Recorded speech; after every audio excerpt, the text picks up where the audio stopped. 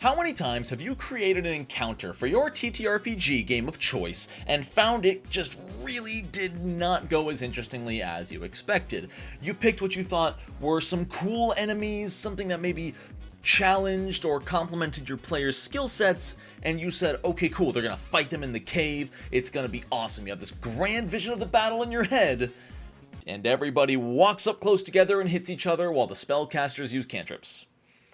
If you're like me, this just described way more encounters than you want it to. Howdy. My name is Nonat, and I am very familiar with boring combat encounters. And this is something that it's not necessarily even a flaw in you as a dungeon master or your campaign, but rather it's very easy to think that you've done enough for a combat encounter and that the rest should take care of itself, when the reality is, it might not take care of itself the way you expected. Or on the other hand, maybe you're running some pre-written adventures, whether official or third party, and they just didn't give you much to work with, and the battle just ends up feeling like a fight for a fight's sake. I would wager that a solid 60 to maybe even as high as 80% of combats are not thought through enough. They don't put any thought into what's going on around the combat. They just think of why the combat's happening and the people partaking. And from there, it's just character sheets being thrown at NPC stat blocks. Not throwing shade, I do this too. I do this way too much because you think I've already put so much thought into the dungeon design or the city and the world and the plot and the quest, I don't have the energy to write specifics for every single combat encounter. And who could blame you? That's a lot of work.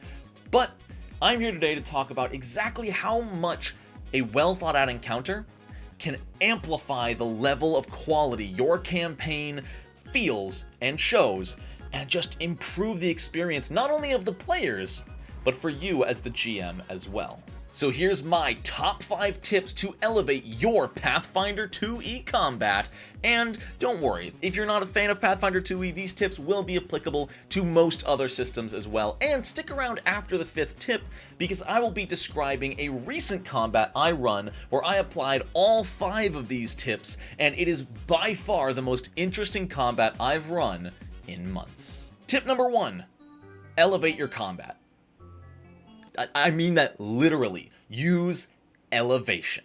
The amount of strategy that a simple ladder and a small tower, or maybe someone on a roof, or a cliff face with an archer on top, all of that can add so much to combat. And at first, it might not seem that way. It might just seem annoying that your party needs to go out of their way to take them down. But what this actually does is allows other party members to make more significant use of their tool sets.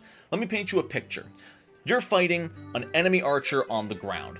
Sure, the fighter can run up and hit them, and they probably will. A ranged character probably doesn't have much armor class, so the fighter is just going to attack them to try to deal a lot of damage, and your wizard in the back line is going to use Produce Flame or Electric Arc on them simply because they're there. Now, put that archer on a 20-foot tall tower or cliff face or on the roof of a building. Suddenly, if that fighter wants to get up there, it might take him 2 turns to really get up there unless he has some specific feats. And while if you're just looking at the mechanics of it all, sure, the wizard is still just using Electric Arc.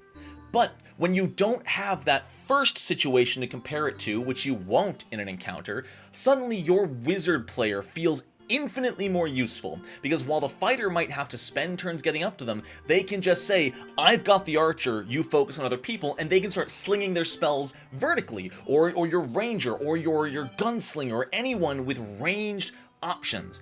A ranged option, contrary to popular belief, is not just useful because you can do it from far away, it allows you to handle verticality in a way that a melee-oriented character cannot. Simply by adding verticality to your combats, your ranged characters feel an instant sense of gratification in their character choices because they can do something that somebody else can't.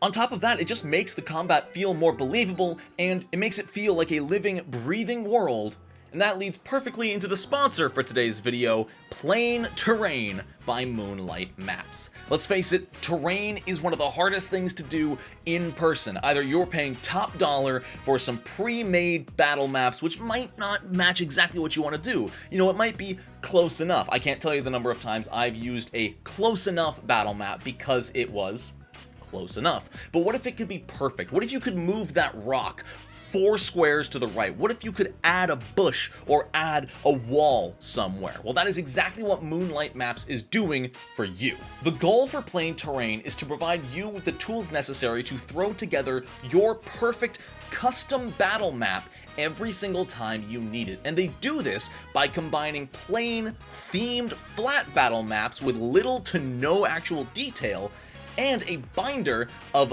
vinyl stickers that you can put on and peel off an infinite number of times. These assets use static cling to stay in place, so if you need a rock or a bush or a wall or a tower, you can put it exactly on the battle map where you need it this time, finish the combat, disassemble the battle map in seconds, put it all back. Next time combat starts, you can assemble that one exactly. Maybe it shares some assets, but in different positions. This is such a cool product idea, and I really commend them for trying to do something so innovative in the space. So often, the only way to get the perfect ideal map for your game is to draw it on a piece of paper and hope that it's symmetrical enough. Or go all the way in the other direction and get it commissioned by a professional artist or map designer. This will allow any DM who wants to make a very specific map to do so in minutes. The Kickstarter for Plain Terrain is going to be starting on October 10th, and it will come with 6 unique terrain maps as well as 6 full pages of pre-cut, reusable static cling assets to attach to any of those terrains. If this is something that sounds interesting to you, use my link in the description and keep an eye on the Plain Terrain Kickstarter, and if you can back it within the first 72 hours of it going live, you will get a unique, sorry, I'm gonna read this because gelatinous icosahedron dice. So go check it out, back it when it goes live. I know I'm going to be picking up a copy for myself because even though I haven't played in person in a year or two, I really want to, and this might be enough to lure my friends into coming over to play on cool battle maps. Bree. Thank you, Moonlight Maps, for sponsoring this video. Let's move on to tip number 2. Tip number 2 might sound simple, but it's something I don't think about often enough. Rather than just using one single enemy type that are all the same level, mix and match different enemies of different levels. You would be shocked to see the difference in engagement and how a fight plays out versus, say, 6 level 1 goblins as compared to 3 level 1 goblins and 1 level 3 gnoll cultist. You're removing 3 of those level 1 goblins and replacing it with 1 bigger enemy. This allows your players not only to just engage with more unique enemies in the combat, but they have to prioritize, strategize. Do they take out the big threat first? Do they kill the 3 little ones first? Suddenly, there's a lot more choices for them to make on their turn in combat rather than, I guess I attack goblin number 4, because it doesn't matter. When you're fighting all the same enemy, aside from some occasional positioning issues, there's not really an urgency on which enemy to take out first. But once they are presented with multiple enemies with all different abilities, they need to choose. And maybe mid-fight, one of those enemies comes out with something they didn't expect, and they need to swap their priority to that one. Always keep in mind the idea of using multiple enemy types of multiple different levels, because the difference in armor class, damage rolls, or just the sheer number of smaller enemies can make your players far more engaged in what's going on. Tip number 3 requires a little bit more work in the moment, but can still be pre-written if you choose to.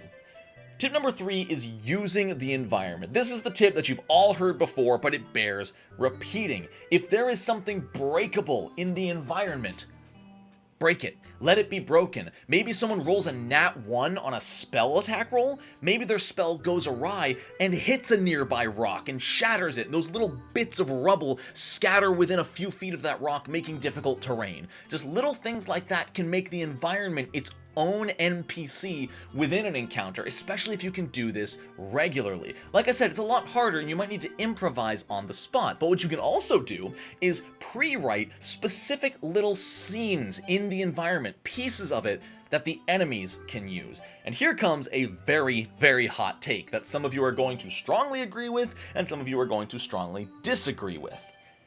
Let your enemies, let your monsters and evil NPCs use the environment even if it's not optimal. Sure, maybe the ogre does have a club that deals 3d12 damage, but wouldn't it be really cool if in the moment he just picked up a nearby chair or a boulder and just chucked it at a player at a distance? Sure, they could have walked forward and attacked them, but the picture it paints that this ogre is just using everything at its disposal, everything around it to just attack the players, and uses the environment, reminds the players that they are there. You know, there are chairs here, there are boulders here, they're in a cave, there's boulders, there's stalagmites. Maybe the ogre picks up the rock and chucks it at the ceiling and drops stalactites onto the party. You might need to make up some little things here and there for like damage and saving throws, but overall, that's so much cooler than the ogre attacks again. And it's tough, I understand that. I don't think to do this all the time either. When you're in the middle of a fight with 4 enemies and 4 player characters and you're trying to make sure all the math is right and everyone's in the right position, it's tough to think, oh yeah, I should do something new with this enemy. But if you can get to that point where you can comfortably interact with the environment like that, your combats will skyrocket to the next level. Tip number 4 is something I have sworn by since PF2 came out, and it's a really common problem in pre-written adventures. And I think a lot of you already know what I mean when I say this. Tip number 4 is to play with enemy morale. Don't just say, you know, they fight until this, they fight until that. I'm sorry, don't be Paizo. Because that is unrealistic, it is unimmersive, and it's just plain boring. At that point, you're just hitting a health bar until it hits 0. But maybe if that direwolf hits half health, maybe it'll attack one more time, and then it'll step away and try to run.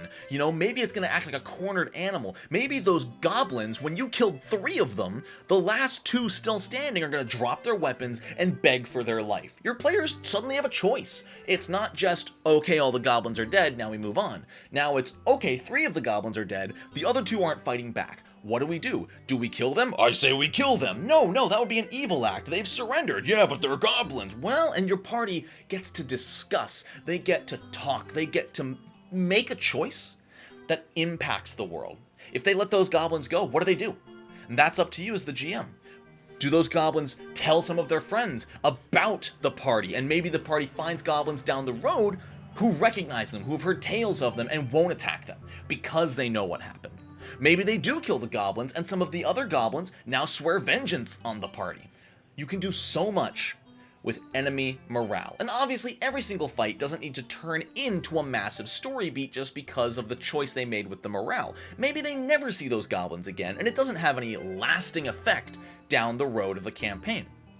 But you had a party interaction. The barbarian wanted to slaughter them, but the champion said, no, we don't kill surrendered enemies.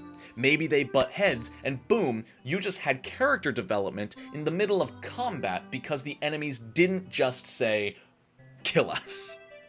Play with enemy morale, make them run, make them surrender, hell, make them fight harder. When there's 1 less, maybe give them a +1 to attack rolls as they go into a frenzy because all their friends are dead. You can do so much, and it makes the fight much more than numbers on sheets. Tip number 5 is easily the single hardest tip to recommend, especially to new GMs.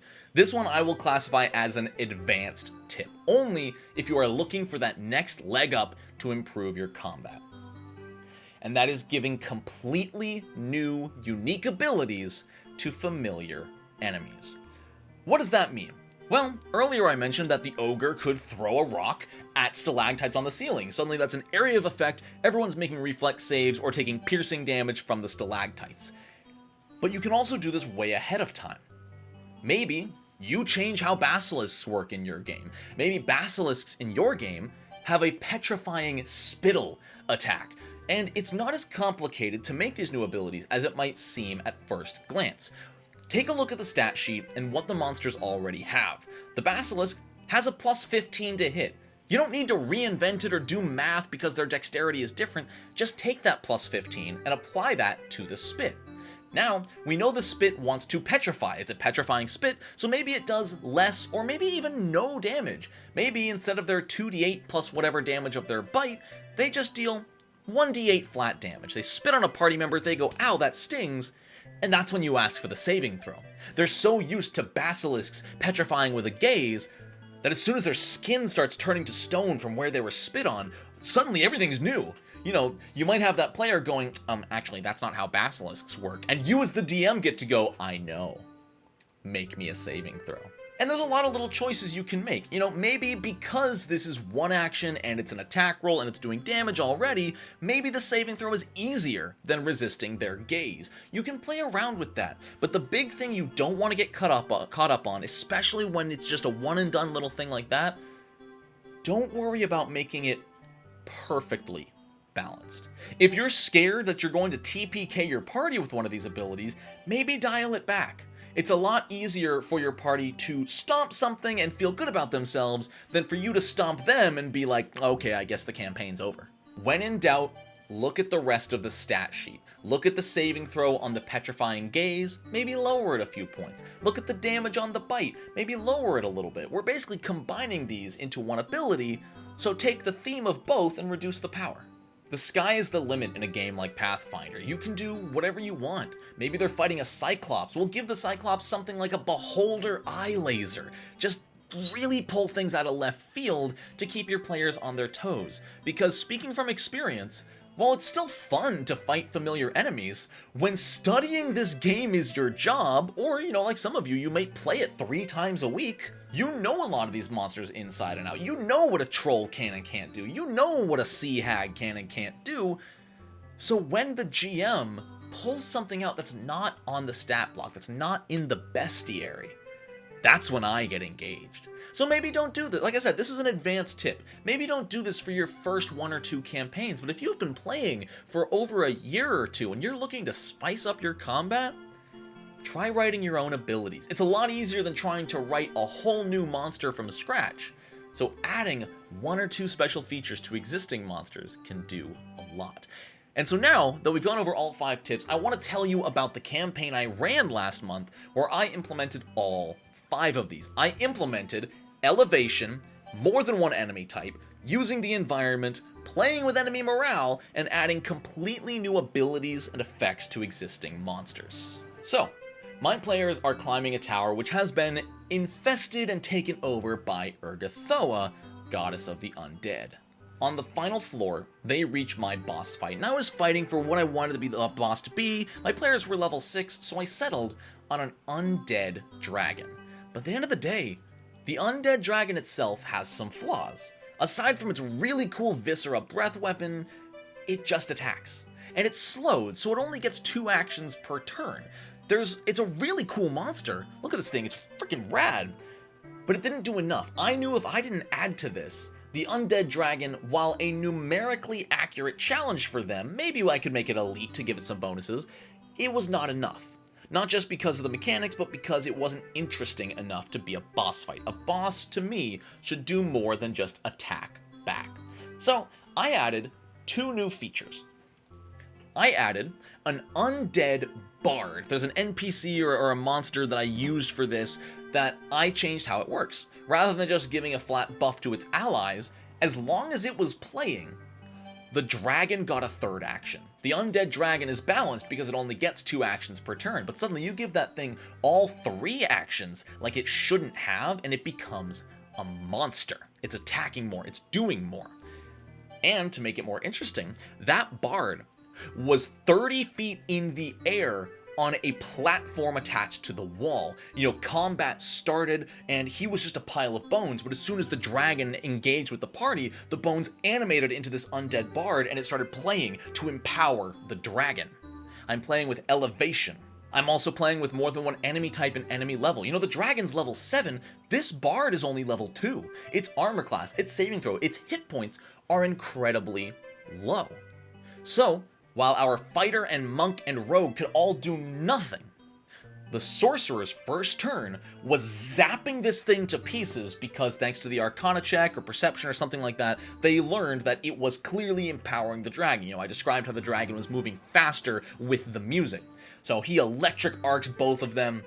He, I think, critically hits this thing, because again, it's only a level 2 creature, and after 2 turns, he was able to kill it. The sorcerer had a target, a priority, something only he could deal with. And it made him feel incredibly useful compared to the fighter who, you know, is always critically hitting for a lot more damage than a sorcerer cantrip. But the fighter could not reach that bard. So not only did the sorcerer get to defeat an enemy way out of reach, but they also got to debuff the boss, making them far more tangibly defeatable for the rest of the party. We played with elevation, we played with enemy types. Playing with the environment, I'm stretching a little bit to call it that, but I added a new ability to the zombie dragon. Every time it lost 25% of its life, it spat out a slime of viscera and blood that when its turn in initiative came around, it just started undulating and pulsing. It did not attack anybody. Now, my players were very, very smart in that they all turned their attention and said, that's not good, and they blitzed it down before it could come back to its turn. This happened 3 times in the fight, every 25% of the boss's health, and it never went off. But if it did go off, it would have done massive negative damage to everyone within range. Playing with the environment, they could have run away to one of the corners of this chamber to get out of the range, but overall, it filled most of the chamber. And my players felt incredibly smart. They felt incredibly proud of themselves for seeing the threat and pivoting their priority every time it happened. They worked as a team. The monk did most of the damage to the ooze, along with the sorcerer helping finish it off, while the rogue and the fighter kept pounding down the zombie dragon. I guess I didn't quite use enemy morale in this example as much as I thought I did, but it's still fun to play with triggers. You know, enemies' health hits this much, maybe something unique happens. You know, they do surrender, they do run away, and you can pre-write this or you can do it on the spot. I hope all 5 of these tips can help you see encounter design and encounter running in a completely new, or at least newer, light. I can give you some new ideas for how to do things in the future, maybe even things that you've already written, but in the moment, maybe you'll think of one of these and implement it on the fly. If you do, I want to hear from you down in the comments. Thank you so much for watching. Thank you again to Moonlight Maps and their terrain pack for sponsoring this video. I really sincerely say you guys should check them out. Moonlight Maps has been a friend of the channel for well over a year or 2 now, and they always do great stuff. So thank you so much for watching. I hope you have a wonderful rest of your day. And until next time, no nat ones.